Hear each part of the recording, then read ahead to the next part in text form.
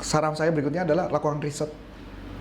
Riset kepada customer yang mereka pernah beli. Kenapa mereka suka? Itu yang diperbesar, Bu. Halo sahabat sales dimanapun Anda berada, jumpa lagi dengan saya Melanie dalam YouTube channel Coach Antonius Arif yang membahas tentang selling dan marketing. Nah, kali ini kita membahas topik yang datang dari sahabat sales. Wah, kita beberapa kali tayang ini kita banyak bahas pertanyaan-pertanyaan datang dari sahabat sales ya. Terima kasih banyak buat sahabat sales yang sudah setia untuk mengikuti channel YouTube kami. Nah, saya mau bacakan pertanyaan dari Pak Zikrullahu Akbar. Pak Akbar ini mau bertanya gimana branding produk makanan instan supaya nggak ditolak. Wah, menarik juga ya. Oke, sahabat sales dimanapun Anda berada, sebelum kita lanjut dengan bincang-bincang kita simak dulu yang molot berikut ini ya.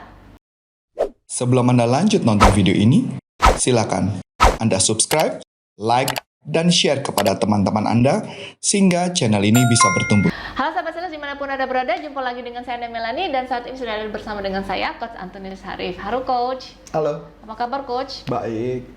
Sehat ya Coach ya? Amin. Ya Coach, kali ini kita mau bahas pertanyaan datang dari sahabat sales dari Pak Akbar. Nah, Pak Akbar menanyakan gimana sih branding produk makanan instan supaya nggak ditolak nih. Menarik juga nih Coach. Branding makanan instan. Saya cuma ngomong gini dulu sih. Yang paling penting sederhana. Kebetulan kan saya juga lagi mempunyai pelatihan ada guerrilla marketing ya. Jadi kalau buat saya, kita berbicara mengenai sebuah produk. Saya selalu memakai perumpamaan yang begini sih Bu. Ini yang paling gampang sederhana sih. Yang pertama adalah ketika produk itu kayak saya anggap adalah seperti sebuah roda Bu. Jadi ada sebuah roda, ada poros, ada jari-jari. Nah poros itu adalah copywriting. Jari-jari itu adalah marketing weapon, baris luar adalah target market. Jadi ketika kita buat produk, jadi ada dua jenis produk Bu. Jadi ada yang disebut customer fit, ada juga yang product fit. Customer fit artinya sesuai dengan kebutuhan customer. Product fit berarti artinya menciptakan produk dulu baru dijual. Nah kita mau membahas yang mana? Nah, kalau mama produk fit, berarti orang yang menciptakan produk, dia berasumsi produk itu laku. Pertanyaan saya adalah produk itu bisa diterima, accepted oleh masyarakat atau enggak? Nah, kalau customer fit clear, lebih gampang Bu. Kita riset dulu, customer suka apa, itu yang kita jual. Kayak contoh dulu, misalkan kalau kita lihat boba.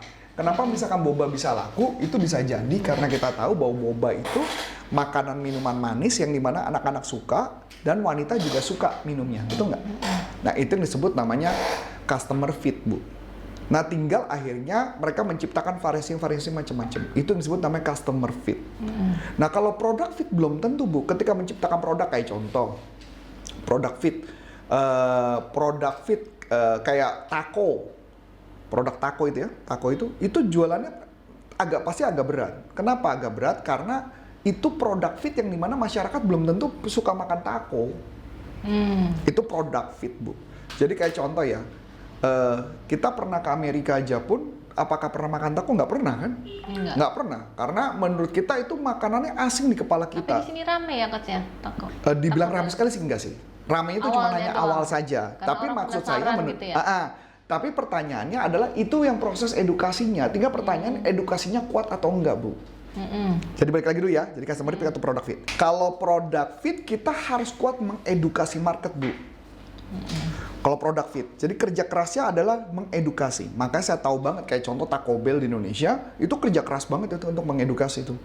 Makanya artis dibuat suruh makan, influencer makan. Jadi copywritingnya mengatakan ini makanan berbeda, makanan enak dan orang suka. Disebarkan ke YouTube, disebarkan ke Instagram, disebar kemana-mana. Dan target marketnya adalah anak-anak remaja, anak muda. Pertanyaan menarik. Coba Taco Bell itu ditawarin ke Adi, pasti nggak dimakan. Kenapa? Karena target marketnya bukan Adi. Adi asisten saya ya maksudnya. Karena sama, jadi produk itu produk fit. Sulit. Jadi produk fit hanya kepada segmen-segmen tertentu. Jadi tentukan target market. Supaya produk tidak ditolak adalah tentukan target marketnya. Nah makanya oleh sebab itu yang harus dipastikan adalah tentukan dulu copywritingnya mau ngomong apa. Target berdasarkan target market atau yang disebut namanya buyer persona. Kita sudah pernah juga nih Pernah bahas, ya, iya. layar Jadi makanya balik lagi persona. pada persona. Tapi kalau customer fit gampang dong, Bu. Customer butuhnya apa, tinggal kita jual, kenapa dia harus milih kita.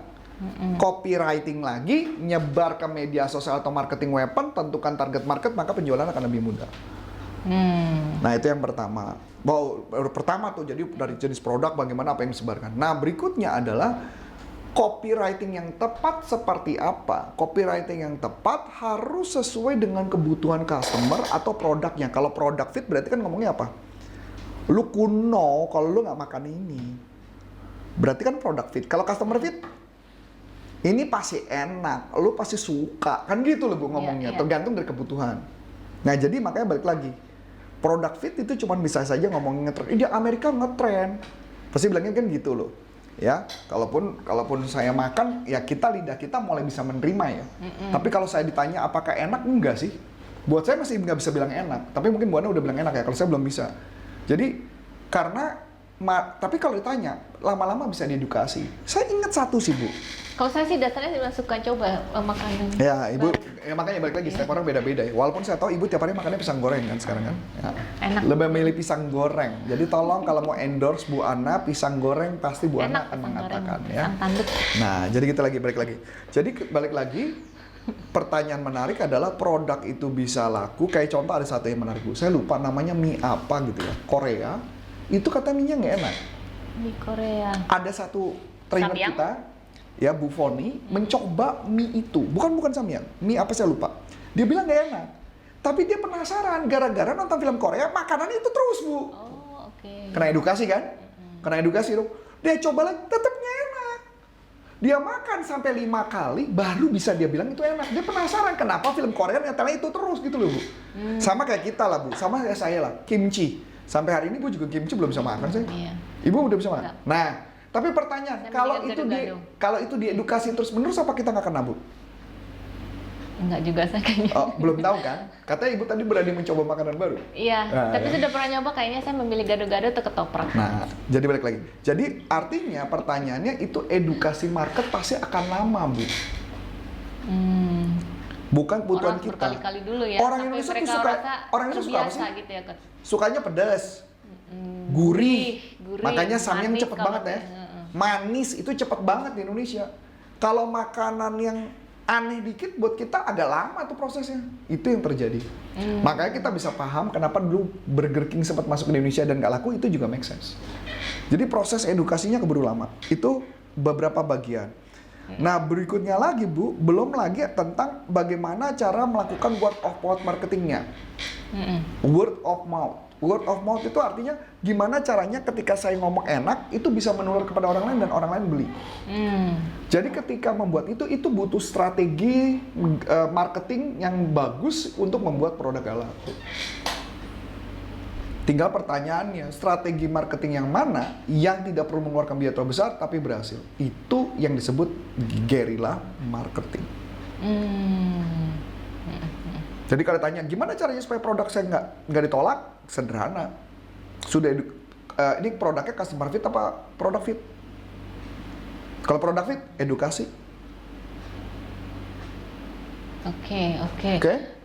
Nah, sahabat sales, Pak Akbar gitu ya, tadi pertanyaannya semoga apa yang sudah ditanyakan ini bisa terjawab gitu ya Coach ya. Ada beberapa step gitu ya Coach ya untuk ya memang kalau dibahas sih lama sih Bu, karena mengenai sebuah produk itu bisa laku itu bukan hanya sekedar brand, bukan hanya sekedar strategi marketing. Jadi proses yang perjalanan panjang. Jadi kalau kita jelaskan dalam video sih nggak mungkin ya, karena itu panjang banget sih perjalanannya.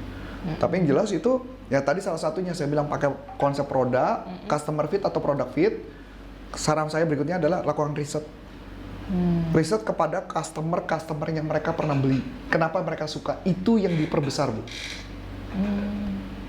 Sama kayak pelatihan kita. Kenapa customer memilih corporate consulting? Jawabannya sederhana. Karena perusahaan kami bisa memastikan mereka mencapai target itu. Betul kan? Iya. Nah, itulah yang disebut, itu yang membuat kenapa customer milih kita. Jadi kalau ada orang undang kita sekedar cuman mau, Coach Arif hebat ya, terus kemudian minta murah, pasti nggak bisa. Nggak masuk. Segmennya bukan segmen kita. Segmen kita adalah segmen yang dimana corporate yang besar, yang minimal mempunyai sales di atas 20 orang, ya, dengan karyawan bisa ratusan, itu pasti bisa kebantu banget. Ya karena balik lagi segmen kan nggak bisa semua market kita masuk, Bu. Iya. Namun buat teman-teman sahabat sales itu yang pengen tetap belajar, masih ada ini ya Coach? Ya, bisa Gimana belajar ya? di salesuniversity.id, di salesuniversity.id, bahkan kita bisa membantu Anda untuk mendapatkan potensi income sampai 51 juta rupiah. Cuman hanya dengan cara Anda membeli satu video kami, dan kemudian Anda sebar kepada teman-teman, dan teman-teman kemudian membeli, dan setiap teman-teman yang melakukan afiliasi, Anda dapat duit. Keren banget kan? Iya. Dan kami bantu lagi gimana cara dapat duit. One Asik touch banget. help ya, each other. Oke, Coach Arif, sampai di sini dulu bincang-bincang kita ya Coach ya. Yap. Dan kalau misalnya ada yang mau lihat pelatihan-pelatihan kita selain di salesuniversity.id, ada juga di corporaconsulting.com dan bisa telepon kepada tim kami dan kita bisa bikin janji untuk membantu bagaimana meningkatkan penjualan kalian, teman-teman ya.